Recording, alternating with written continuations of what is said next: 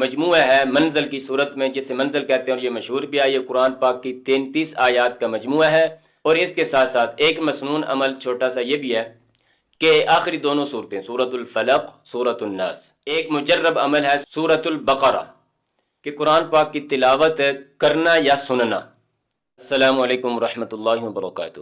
آپ دیکھ رہے ہیں تجوید القرآن ورلڈ وائڈ۔ آج ہم جادو کی حقیقت اور اس کا علاج، اس پہ بات کریں گے۔ جادو ایک بہت پرانی حقیقت ہے اور انسان کا اس جادو کے ساتھ واسطہ چلا آ رہا ہے۔ البتہ کچھ چیزیں اتفاقی ہیں۔ ایک تو یہ ہے کہ جادو ایک کفر ہے۔ اللہ پاک نے خود بھی فرمایا قرآن کے اندر، وَلَكِنَّ الشَّيَاطِينَ كَفَرُوا يُعَلِّمُونَ النَّاسَ السِّحْرَ، کہ شیطان جنوں نے کفر کیا کہ وہ لوگوں کو جادو سکھاتے تھے۔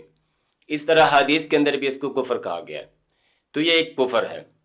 اب یہ ساحر جو جادوگر ہوتا ہے، یہ جادو کو یا تو کسی جادوگر سے سیکھتا ہے یا شیطان جنوں سے سیکھتا ہے، اور اس جادو کرنے کا جو عمل ہے ہر ایک کا اپنا اپنا مختلف ہوتا ہے، جس طرح اس نے سیکھا ہوتا ہے۔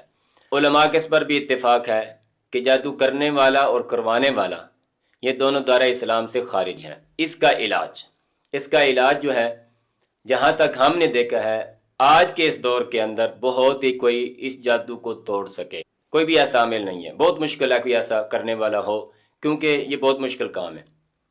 اور اس کے اندر ایک غلطی عوام کے اندر جو زیادہ پائی جاتی ہے کہ ہر چیز کو وہ جادو پہ ٹھوس دیتے ہیں۔ کسی کو گلی میں چلتے ہوئے دو ٹھوکریں لگ جائیں تو وہ کہتا ہے میرے پر بھی کسی نے کچھ اثر کر دیا ہے۔ کوئی کاروبار کرنا چاہتا ہے، اس کو کاروبار کے اندر کامیابی نہیں ہو رہی، تو وہ بھی جادو کے اوپر اس کو لگا دیتا ہے کہ میرے اوپر کسی نے جادو کر دیا یا میرے اوپر کسی کی بندش ہو گئی ہے۔ حالانکہ اس کے اندر اور بھی کئی وجوہات ہو سکتی ہیں۔ کہیں پر آپ کی مینجمنٹ کے اندر غلطی آپ سے ہو رہی ہے، یا آپ اس کو سنبھال نہیں پا رہا ہے، یا آپ کو اس کے جو صحیح فوائد ہیں، نقصانات ہیں، یہ ساری چیزیں ہیں، لوازمات ہیں، آپ کو پورا پتہ نہیں ہے۔ اور بعض دفعہ ایسا بھی ہوتا ہے کہ اللہ پاک کی طرف سے فیصلہ نہیں ہوا ہوتا آپ کی کامیابی کا، جس کی وجہ سے آپ کو کامیابی نہیں ملتی، کیونکہ رزق کا ملنا یہ ایک نصیب پر ہے۔ اگر آپ کے نصیب میں ہے، ہمارے نصیب میں ہے، تو ہمیں مل جاتا ہے، اور پھر اس کا ایک ٹائم بھی ہوتا ہے۔ اور یہ دونوں چیزیں انسان کو نہیں پتہ، کسی کو بھی نہیں پتہ ہوتا کہ میرے نصیب میں کتنا رزق لکھا ہوا ہے، اور کب لکھا ہوا ہے، اور کیسے ملے گا مجھے، کس ذریعے سے ملے گا، کس کاروبار کے ذریعے سے ملے گا، یہ ہمیں نہیں پتہ ہوتا۔ یہ اللہ کی طرف سے ہوتا ہے۔ بس انسان کا کام ہے محنت اور کوشش کرنا، تو کوشش کرتی رہنے چاہیے ہمیں۔ تو جب تک اللہ پاک کی طرف سے دروازے نہیں کھلتے، بس ہم کوشش کرتے رہیں۔ جب اللہ پاک چاہے گا کہ ہمیں کامیابی مل جائے تو ہمیں کامیابی مل جائے گی۔ یہ انسان کے جسمانی اعضاء کے اوپر، اعصاب کے اوپر، ہر لحاظ سے انسان کے لیے نقصان دہ ثابت ہوتا ہے جادو، جس کی وجہ سے یہ ہے کہ انسان آہستہ آہستہ کمزور ہونا شروع ہوتا ہے، دماغی طور پر، ذہنی طور پر وہ دباؤ کا شکار ہو جاتا ہے، اعصابی کمزوریوں کا شکار ہو جاتا ہے، نظام ہضم اندر کا جو اس کا نظام ہے وہ آہستہ آہستہ ڈسٹرب ہونا شروع ہو جاتا ہے، اور وہ کمزور ہونا شروع ہو جاتا ہے، جس کی وجہ سے انسان پھر کمزور ہو کر بیماریوں کی طرف چلا جاتا ہے، اور آہستہ آہستہ بیماریاں اس کو لگنا شروع ہو جاتی ہیں۔ پھر بہت خطرناک بیماریوں کی صورت تک بھی انسان پہنچ جاتا ہے، اور بعض دفعہ ایسا ہوتا ہے کہ وہ لا علاج ہو جاتا ہے، اور وہ پھر کسی کے سمجھ میں نہیں آتا۔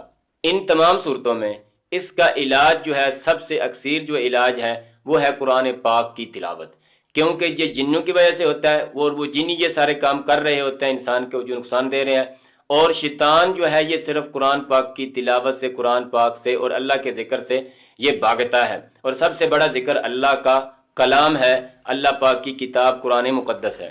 اسی کے ذریعے علاج کرنا یہی شریعت کے مطابق کہلائے گا۔ ان میں سے ایک جو ہے مجموعہ ہے منزل کی صورت میں، جسے منزل کہتے ہیں، اور یہ مشہور بھی ہے۔ یہ قرآن پاک کی 33 آیات کا مجموعہ ہے، اور یہ تمام آیات اور کچھ چھوٹی صورتیں بھی ہیں، وہی ہیں جن کی حدیث کے اندر کوئی نہ کوئی فائدہ ذکر کیا گیا اور فضیلت آئی ہے، اور یہ جمع کی گئی ہیں، اور علماء نے فرمایا کہ یہ سنت کے زیادہ قریب ہے اس سے علاج کرنا، اور یہ جادو اور نظر بد، بندش، ہر قسم کے علاج کے لیے مؤثر، بلکہ اس کا اکثیر ہے۔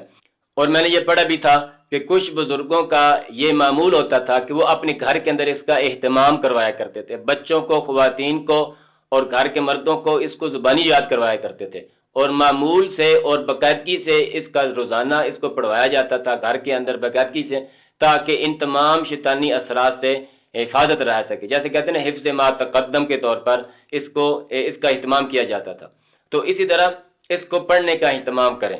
اب جس کے اوپر جادو ہوا ہے وہ صبح شام اس کو پڑھے، ایک دفعہ پڑھے، دو دفعہ پڑھے، تین دفعہ پڑھے، پڑھ کر اپنے اوپر پھونک لیں، کم از کم صبح ایک دفعہ پڑھے۔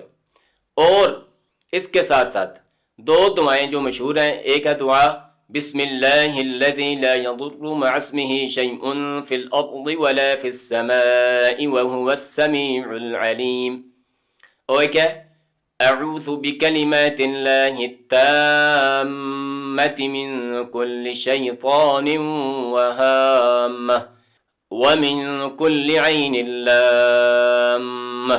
یہ بھی صبح شام تین دفعہ پڑھ کر اپنے اوپر انسان پھونک لے۔ یہ ایک عمل ہوا۔ اس کے ساتھ ساتھ ہر فرض نماز کے بعد آیت الکرسی کو بھی پڑھ کر انسان اپنے اوپر، جیسے کہ روٹین ہوتی ہے، عام لوگ پڑھتے بھی ہوتے ہیں، پھونک لینا چاہیے، اس سے بھی حفاظت ہوتی ہے۔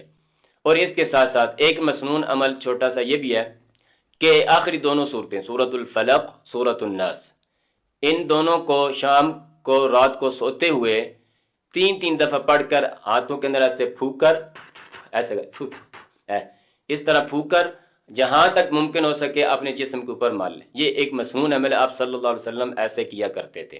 اسی طرح ایک مجرب عمل ہے سورۃ البقرہ، اس کے ذریعے اس کا طریقہ کار یہ ہے کہ ایک ٹب پانی کے آپ گرم کریں، اور اس کے اندر بیری کے پتے جو ہیں وہ ڈال لیں، اور اس کے اوپر سورۃ البقرہ پڑھ کر آپ پھونک دیں۔ پھر اس پانی کے ساتھ جس کے اوپر جادو کا اثر ہے اس کو نہلایا جائے، اور وہ پانی جو ہے کسی اچھی جگہ پر ڈالا جائے، ناپاک جگہ پر نہ پھینکا جائے، نالی گندی کے اندر یا گٹر وغیرہ کے اندر نہ پھینکا جائے، کسی دور خشک جگہ پر زمین کے اندر آدمی اس کو ڈال دے، کسی درخت کے جڑوں میں اس کو ڈال دے تو اس سے کسی کو نقصان نہ کوئی وہ ادھر سے جن نکل کر درخت پہ بیٹھ جائے گا۔ یہ اس طرح کی ساری چیزیں یہ بھی ٹھیک نہیں ہے، یہ ایک غلط قسم کے نظریات ہوتے ہیں۔ تو وہ پانی آپ کہیں پر ایسی محفوظ جگہ پر ڈال دیں جہاں پر خشک ہو جائے گا اور اس کی بے ادبی نہ ہو۔ تو اس طرح یہ عمل بھی جاری رکھا جائے کچھ دنوں کے لیے، جب تک کہ اتر نہ جائے۔ اور اسی طرح ایک عمل یہ بھی ہے کہ قرآن پاک کی تلاوت کرنا یا سننا، تلاوت کرنا یا سننا۔ اب اگر کوئی آدمی قرآن صحیح پڑھا ہوا ہے، روانگی سے وہ پڑھ سکتا ہے اور اچھے طریقے سے اس نے پڑھا ہوا ہے، چاہے کوئی ناظر خان ہے یا کوئی حافظ ہے، اگر وہ جس کے اوپر جادو ہوا ہے وہ خود قرآن پڑھ سکتا ہے بآسانی، تو وہ قرآن کی زیادہ سے زیادہ تلاوت کرے، کم از کم 4-5 پارے روزانہ اس کو کرنے پڑیں گے، یا 8 سے 10 پارے، یہ بھی ایک مجرب عمل ہے۔ جتنا زیادہ کرے گا اتنا جلدی اس کے اوپر سے وہ جادو کا اثر ختم ہو جائے گا۔ تو یہ کرتا رہے جب تک کہ وہ ٹھیک نہ ہو جائے۔ یا اگر خود نہیں کوئی بھی پڑھ سکتا تو اس کا طریقہ کار یہ ہوگا کہ وہ تلاوت کو سن لے۔ سننے کے لیے طریقہ کار پھر یہ ہے کہ زیادہ سے زیادہ اس کے پاس تلاوت کی جو ریکارڈنگ ہے وہ لگا کر رکھ دی جائے، چاہے وہ ایک ترتیب کے مطابق قرآن کی تلاوت چلتی رہے، یا چند صورتیں ہیں جس میں سے سورۃ الرحمن ہے، سورہ یاسین ہے، اور اس طرح کی یہ آیات جو میں نے بتائی ہیں منزلہ، اس کی تلاوت بھی مل جاتی ہے، اور آگے پیچھے اور بھی اس طرح کی دعائیں ہیں ان کی بھی جو ریکارڈنگ ہے وہ ہر جگہ سے مل جاتی ہے، تو وہ اس کے پاس لگا کر رکھ دی جائے، اور زیادہ سے زیادہ وہ سنیں، جتنا ہو سکے اس کے پاس وہ چلتی رہے، تو انشاءاللہ اس سے بھی نجات حاصل ہو جائے گی۔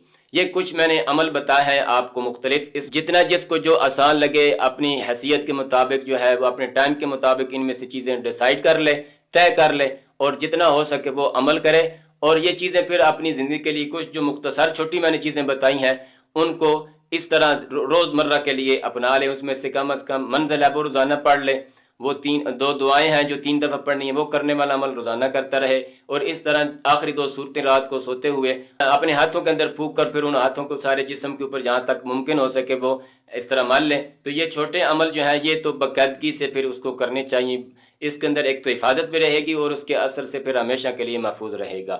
السلام علیکم ورحمۃ اللہ وبرکاتہ۔